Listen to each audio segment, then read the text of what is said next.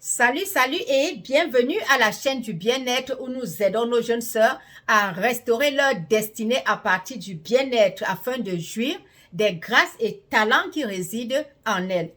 Aujourd'hui, nous abordons la deuxième clé sur le pouvoir du nom. Déjà, nous avions introduit en vous disant que les noms ont des significations et de ce fait, je me suis rendu compte que ces significations sur lesquelles les parents se sont basés pour nous attribuer des noms se retrouvent aussi dans la Bible. Par exemple, le Dieu créateur, qui est l'auteur de toute vie, a plusieurs noms dans la Bible selon les circonstances, comme la Bible nous explique.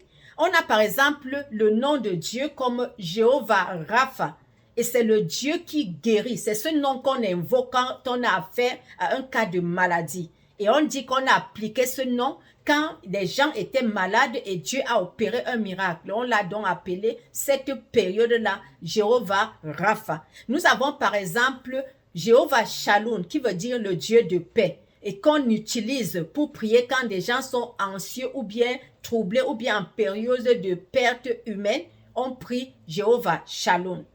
Et aussi encore le nom de Jéhovah Tsidkenu, qui est le Dieu de justice. Quand vous avez peut-être un problème au tribunal ou bien vous avez affaire avec quelqu'un, vous invoquez ce Dieu-là dans vos prières pour qu'il puisse intercéder pour vous. C'est pour ça qu'on dit que quand tu connais quelqu'un, tu sais comment l'aborder. Et chez nous, les Bamileke, nous avons cette culture.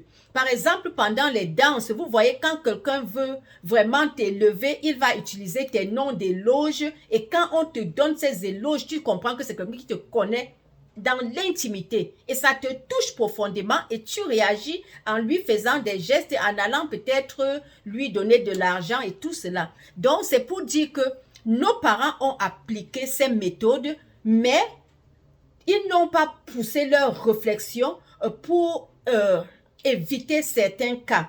Je prends par exemple, je prendrai comme exemple le cas de mon papa qui portait le nom de Mangwa.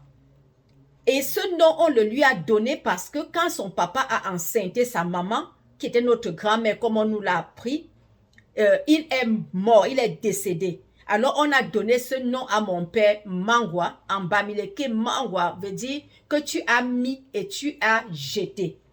Alors, c'est des noms qui ne portent pas bonheur aux enfants. Et nous prions nos jeunes enfants de ne plus donner ces genres de noms aux enfants. Parce que l'expérience a montré que malgré le fait que Dieu nous dit qu'il a prévu pour nous des plans de bonheur et de malheur, et que toute bénédiction qui vient de Dieu ne souffre d'aucune contrainte, nous, parents, nous commençons à obscurcir l'avenir de nos enfants, parfois même dès la naissance, par le nom que nous leur donnons. Et vous voyez qu'un nom commence à agir sur la vie d'un enfant. Et en poussant mes recherches, j'ai même constaté, j'ai découvert que de plus le nom de l'enfant est long, l'enfant a moins de chances même dans les examens. Et que ici en Amérique, il y a de fortes chances qu'un enfant qui a un pourcentage moins, mais qui a un nom très court et facile à prononcer, soit sélectionné à la place d'un autre qui a un nom avec une lettre alphabétique qui commence vers la fin. Quand j'ai vu ça, j'ai dit, mon Dieu, jusqu'à ce point, on dit oui, donc c'est un peu ça.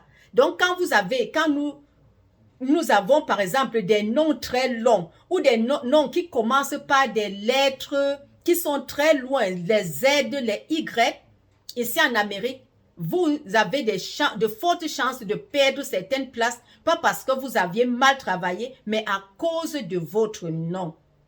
Donc, le fait que vous voyez des gens donner des noms de 3 lettres, comme beaucoup d'Asiatiques le font, c'est parce qu'ils ont eu cette connaissance-là bien avant. Alors, que cette découverte puisse aussi vous édifier et vous aider à ne plus donner des noms kilométriques à nos enfants.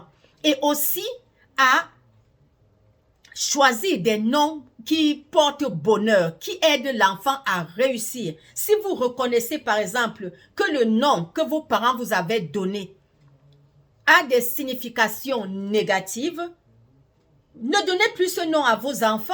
Nous sommes ici pour restaurer les destinées. Si quelque chose ne vous a pas été favorable dans la vie, mettez une fin, dites que ça s'arrête à votre niveau et vos enfants ne vont plus subir ce que vous autres, vous aviez subi. Et quelque chose que j'ai aussi appris dans mes recherches au sujet du nom, c'est que quand un enfant porte un prénom qui sort de l'ordinaire, cet enfant est souvent marginalisé d'abord au niveau de l'école par ses camarades et cet enfant peut facilement être l'objet de suicide ou bien de criminalité parce que à force de le repousser dans la société, il va se recroqueviller sur lui-même et risque sortir du monde normal pour se retrouver dans un cadre où il n'était pas supposé être. Ça, c'est autant de choses que j'ai trouvées au sujet des noms. Alors, mes enfants, comme je vous avais dit, faites des recherches sur vos noms et aidez, donnez la chance à vos enfants vraiment de réussir dans la vie avec toutes les grâces que Dieu a déposées en eux. Ne venez pas freiner l'évolution de vos enfants par des noms que vous leur donnez parce que le nom a une puissance. Le nom a beaucoup d'influence sur les personnes qui les portent. C'est un peu ce que j'avais à dire au sujet du nom. Nous allons continuer le week-end prochain, si Dieu le permet, en vous donnant quelques connaissances encore qui pourront vous aider si vous croyez à la religion à mieux sélectionner les prénoms de vos enfants.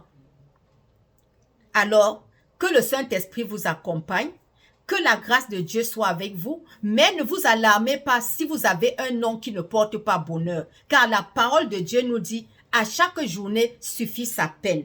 Et Dieu nous dit, lui et sa parole sont un. Si vous croyez que Dieu et sa parole sont un, et qu'il nous dit qu'à chaque journée suffit sa peine, et que les plans qu'il a pour nous sont des plans de bonheur et non de malheur, et que toute bénédiction qui vient de Dieu ne souffre d'aucune contrainte, toi étant une bénédiction de Dieu, tu dois réclamer cela parce que la foi vient de ce que l'on croit. Si tu crois à la parole de Dieu, tu crois que Dieu et sa parole sont un, et que Dieu dit dans sa parole que toute bénédiction qui vient de lui ne souffre d'aucune contrainte, et que tu sais que les enfants sont des bénédictions de Dieu, alors rejette toute pensée négative que tu as peut-être reçue au sujet de ton nom et qui t'a affecté et qui te donne de développer des pensées négatives. De dire par exemple, oh je ne réussis pas à cause de mon nom. Non, rejette tout cela et rebâtis une des pensées nouvelles dans ta tête à partir de la parole de Dieu que tu vas répéter tous les matins.